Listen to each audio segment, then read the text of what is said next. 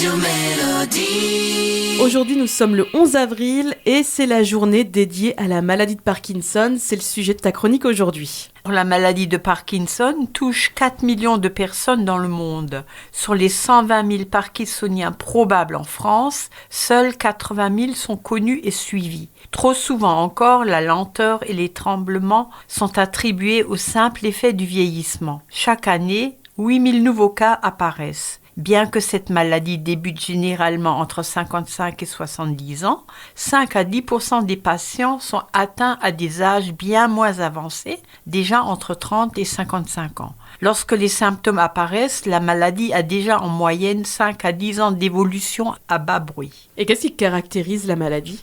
Alors, affectant le système nerveux, la maladie se caractérise par la disparition d'un petit nombre de neurones qui sécrètent un neurotransmetteur appelé dopamine, intervenant dans le bon fonctionnement de nombreuses régions du cerveau et indispensable à la survie des cellules. Et quels sont les symptômes du coup ? Alors l'apparition des premiers symptômes est progressive.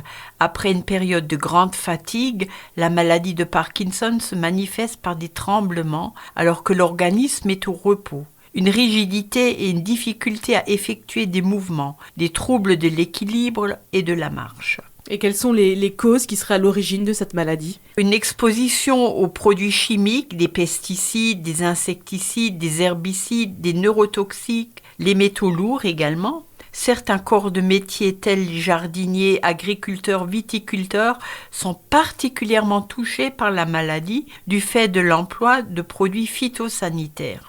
Après, on a également, et de plus en plus, le problème des ondes électromagnétiques, les téléphones portables, sans fil, le Wi-Fi, le Linky et maintenant la 5G.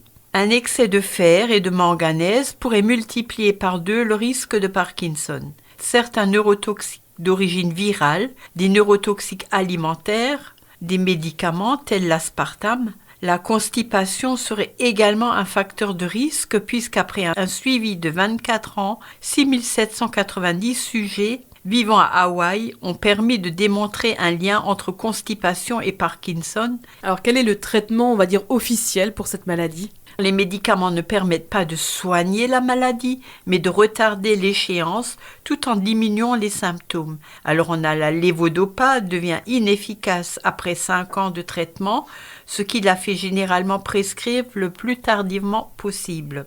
Des chercheurs britanniques viennent d'optimiser une nouvelle molécule qui s'est avérée très prometteuse pour prévenir la maladie, donc affaire à suivre. Et est-ce que tu aurais une approche un peu plus naturelle pour ça ? On a la vitamine E, la vitamine C bien dosée, le coenzyme Q10, l'acide alpha-lipoïque, la vitamine D, la dopamine d'origine naturelle, le bacopa qui est une plante, la curcumine donc qui est extraite du curcuma, mais aussi de l'exercice physique comme la musculation, intense mais adaptée aux capacités de chacun.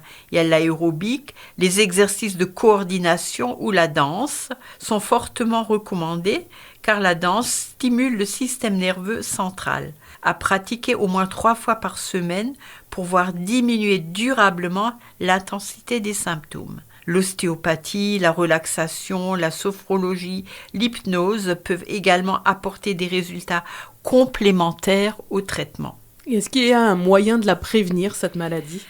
Déjà, se soustraire aux facteurs de risque causés par cette maladie, donc que j'ai cité tout à l'heure, avoir une alimentation équilibrée, naturelle, sans pesticides et additifs chimiques, riche en antioxydants et oméga 3, et avoir une activité physique régulière. Merci beaucoup Christiane d'avoir mis en lumière cette maladie aujourd'hui. Je rappelle que vous retrouvez le tout sur notre site radiomélodie.com. Et Christiane, moi je te dis à la semaine prochaine. À la semaine prochaine Vanessa.